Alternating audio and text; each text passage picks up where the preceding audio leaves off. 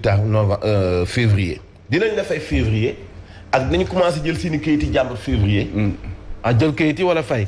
dafa nuage trop moo tax ma ni. non fay bi moom fay bi lañ wax. jël ay kayit moom xanaa nag war na wees fu mu nekk nii. dégg nga état boobu war nañ ko dépassé bu yàgg jël ay kayit. bu ñu ñëwaatee ci extrait bi non jël ay kayit moom war nañ ko dépassé état boobu parce que bu ñu nammee démarré liggéey ba c'est parce que état bu jëlub kayit moom xanaa wees na fu mu nekk fay la ñu wax. Birahim Diadji Touré.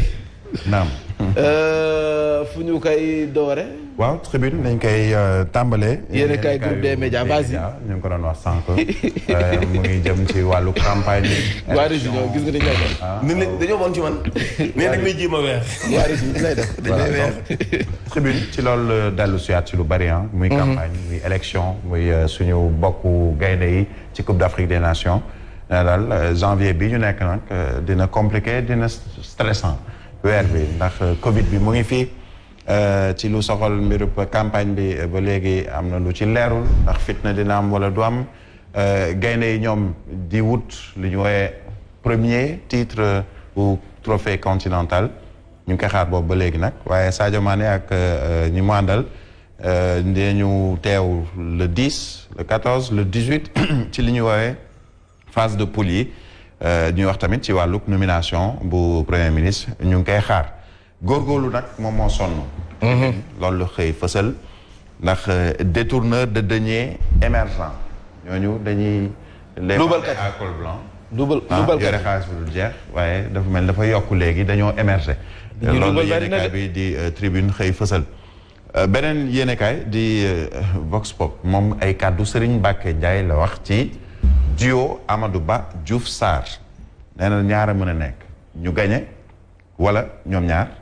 ñu àndandoo ndërmelu ñoom ñaar Diouf Sarr Amadou Ba conséquence wax na tamit ci choix wu futur premier ministre lépp mu ngi dépendre ci Macky lan la bëgg a def 2024 ndax dafay continuer ndax dafay taxaw laaj la bu sampu transport clandestin de passager lañ ko woowee ñoom ñi nga xam ne ñoom ñoo nekk ci état bi administration territoriale rawatina gouverneur Dakar bëggul wàllub Jakarta taxi noonu la ko xëyee fësal yéenekaay bi di Vox Populi ñu wax ci leneen muy Sud Quotidien moom dafa dellu si ci dafa am benn diggante bu xaw a yaatu boo xamee ni ab pax la ci réalisation yi ñuy wax ak li ñi di xaar lan lañu soxla lañ lañ bëgg problème gouvernance mu am inégalité sociale tamit ñii dañuy am ñiy ñàkk bërëb yi am yeneen bërëb ñàkk Alioune Tine bu Afrikajom Center Elimane Abikan bu Lex Africa nag saytu nañu kàddu yi nga xam ne daal ak doxalinu Macky Sall moomee nag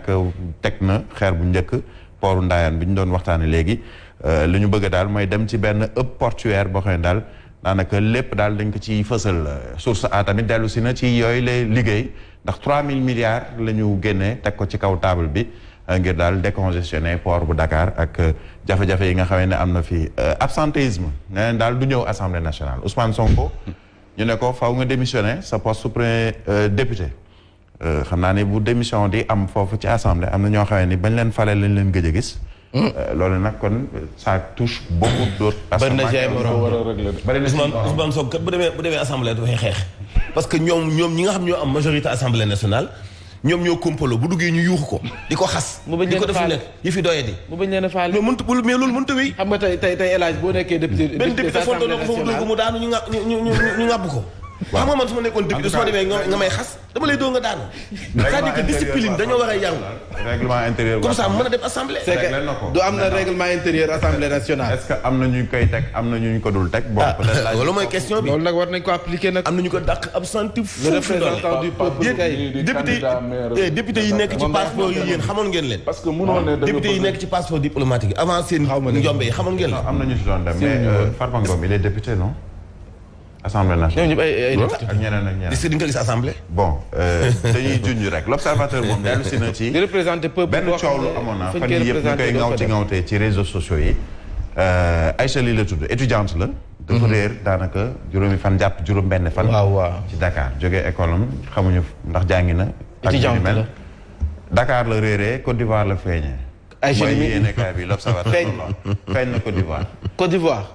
yaayam am na lu mu wax ndax woo nañ ko téléphone am na ku nekk foofu benn ndijaayam bu nekk Côte d'Ivoire moom moo dem wër ko ba woo police ba police dem jël ko laaj bi nag mooy ndax fugue la wala lu mu mën a doon en tout cas dellu si na ci solution à l'extrême des ados ndax di nga gis koo xamee ni moom pour moom daa jàpp ni faw mu daw dem gis nañ ko fi du benn du ñaar l'observateur ci loolu la xëy fësal ñu wax leneen est-ce que du jaari saw noonu la defoon non bokkuñu c'est-à-dire moom ni mu defee nii yàgg nay dal ci xale dégg fenn ak copteem curiosité pousse mu def. mu ne dafay dem loolu yàgg naa mais nga tàggu.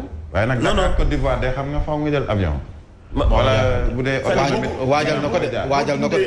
du ñuy waajal xeetu xam nga xëy na léegi communication dafa gaaw Birahim. indi ñu def sa photo ci réseaux sociaux yi dafa gaaw. mais man jóge naa suñu dëkk dem ñëw Dakar. yenn fi pour dañ kumpa jóge naa suñu dëkk dem Saint-Louis kenn gisuma jóge naa fi dem Thiès xëy na yooyu moo gënoon jàpp na waajoon naa dem Mauritanie mais bu doon léegi na gën a seet nañ ma partout exemple laay joxee xëy na moom léegi nag fàq yi dafa yomb ba nga xam ni ndeysaan nit mun na def leen sax curiosité ñu ni dafa fàq fekk na walaay mën naam sa fàqul en tout cas l'observateur dellu si na ci coow loolu nga xamee ne amoon na fi l'évidence moom dellu si ci boru 20 milliards yu Senelec ci lu soxal mbirub digganteem ak nguur gi laaj bi sampu ci l'évidence mooy itok ndax dafa nekk ci ay jafe-jafe en tout cas bu ci nekkee tamit teewul am na ñeneen ñoo xamee ni seen i jafe-jafe boo mayul dina fës beneen yéenekaay wax na ko muy lu soxal mbirub Senelec ndax jamono ji bu ñu demee ba yenn jafe-jafe yi ñu tëj seen i contact yooyu indi na jafe-jafe ci askan wi te mën naa indi ay coupure courant yu yaatu enquête moom ci wàllu finance publique lay wax overdose de scandale overdose nag boo ko déggee mooy kuy pinku li ñu koy waxee ci jënk yi li ñu koy waxee mandité mu ëpp mandité gu ëpp waaw mais bii cinébar di jayax ci xaalis réew day jàmm daal nga jël cinébar ba mu ëpp ba mu indil la overdose ñu ne xam na wala def na crise cardiaque wala faatu na moo taxit loolu mooy tama sàcc ba bu heure sàcc jotee boo sàccul la ngay loxo mooy foofu lañu boo xefee nga teg dara sàccal ko sa bopp de scandale loolu la ko yéenekaay bi di enquête waxee wax na ci SICAP poste finance IPRES trésor public société africaine trésor moom ay trésor aussi dafa xew tamit Birahim laaj na taxaw seetlu parce que aussi mënoo nekk directeur du trésor ay percepteur di luubal sans pour autant nga rendre ci compte te nga yor yow gafa nga xaalisu réew mi te nga war ko toppatoo. lépp ñu la koy laaj ngay kilifa. nga bëgg a def ni say loxo nga ni. ah déedéet. Moubarak Lô daal di économiste moom ci wàllu woowu. yëpp nee na li ñu war a def mooy il faut sanctionner durement maintenant nag kan mooy sanctionner ndax ñëpp la ñu war a sanctionner ak nan lay demee laaj boobu la Moubarak Lô. réew mi amul xaalis boo xam ne ay milliards rek la ñuy détourner. ay millions yi dul jeex. moo tax Odia tamit dellu si ci kàddu yooyu jóge ci Moubarak Lô moom la nataal nii nee na enfin des sanctions contre li ñuy wax détournement à tout va de l'argent public waaye nag ci wet bi Abdoulaye Daouda Diallo mi yore wàllu woowu ci finance ak ay trésor ak yooyu daal ni DG yi ñu doon wax ni dañ leen dàq muy DG bu trésor di DG bu douane demewul noonu kenn dàqu leen ñu ngi leen di yeew ca fëdee ba ñu toog ñu ngi fa waaw ñu ngi fa toog te dañ leen sax far yeewu loolu mooy toog nañu loolu mooy doo leen fi jóge boo xoolee en attendant ci li ñu wax mais ce qui est sûr mooy DG bu douane de kenn du ko wax dara parce que li ñu wax nee nañu témoin nee na près de 1177 milliards de recettes mobilisées te waa douane ñoo ko def soldat de l'économie nag nee nañu record bu mës a am pulvérisé nañ ko ci benn at la ñu jël daal ci koppar mën na am bu dee loolu rek waaye est-ce que loolu 117 milliards moo ci dolleeku de est-ce que prétexte la pour bañ a bu fekkee nit daal luubal nga teg ko fa c'est une question en tout cas témoin daal fësal na ni ñoom performance exceptionnelle lañ def les hommes du colonel Abdourahmane Dieye 158 milliards de francs la ñu dépassé ci li amoon 2020 donte nag sur le plan international jafe na ak pandémie yooyu lii yëpp nag Mantoulaye incha allah dinañ ko yaatal ci kàllaamay wala. en tout cas détournement bi da war na dakk nag. waaye nag gis nga ni métier la ci réew mi. jàmbaar la ñu lool nag wax dëgg yàlla jàmbaar la ñu. di ci kees réew mi bari na lool. mais it nag nguur gi war naa gisee ak ñoom ñu am lu ñu woyofal Sénégalais yi parce que lii leen di jox xaalis bi itam ay marchandises la yu Sénégalais yi ñoo koy indi. boo seetee ci li gën a yokk seen chiffre d'affaires xëy na importation automobile ci la bokk na ci. ak yeneen yooyu itam ay Sénégalais ñoo ko moom. di ki indi war koy jaay ay Sénégalais boo indee benn téléphone nga ci doon fay téeméer douane ñu teg la ci ñetti téeméer foofu na itam mi koy jënd foog ñu tegal ko ci ñeenti téeméer. day metti de donc itam jàmbaar la ñoom mais day metti. bu la neexee nga ñëw taxaw. amul benn problème booy tàcc it nag. dëgg la. waaw mais tamit sax pour nga def chiffre d'affaires boobu dafa yomb. parce que dañoo yokk li nga xam ne moom moo jëm ci wàllum kii dédouanement yi dañ ko yokk. Gola daa jékki-jékki kon nag normalement kon c'est normal bu répercuté 117 milliards yi kay c'est normal. ñu am buñ ko amul woon la ñuy bett. Gola daa jékki-jékki gis ñëpp tàcc rek mu tàcc. xamul lu ñuy tàcc nekk boobu xamul ni génnam gudd la ñuy tàcc. mu tàcc ba doyal ñun ndaat saay ji jeex mu ni lu ngeen tàcc. ñu ko yaa seen tàcc yi tàcc douane gi itam am na solo lool. mais itam nañ xam ne ñuy tàcc lan la de. suñu ko lee sewet de. yàlla baax na ba mu ba jaajëf. jaajëf Adama incha allah ay te ñu bàyyi El Hadj mu jox ñu titre journal bi journal 8h bi.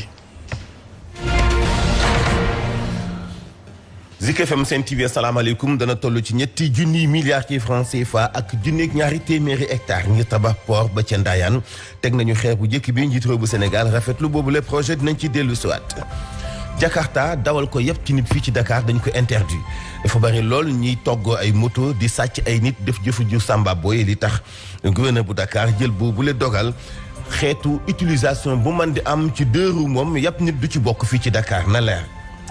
liggéeykati siyaas yi mer nañu lool surtout ci diwaanu Saint-Louis ba ñu tëjee seen kër ga 1995 ak léegi si war leen a jox seen ay ndàmpaay di leen dawloo déjà sax ci ñoom am na lim bu bëri boo xam ne génn nañ ci àdduna dinañ wax itam wàllu sport di ci ànd ak Baye Mante Mboup yéene kaay yi Mantoulaye ci mu doy from fàcce gi nis kiis lay doon ak Mambay Ndiaye. Voici Trafic News. Papa lañu si àndal maa ngi laa nuyu.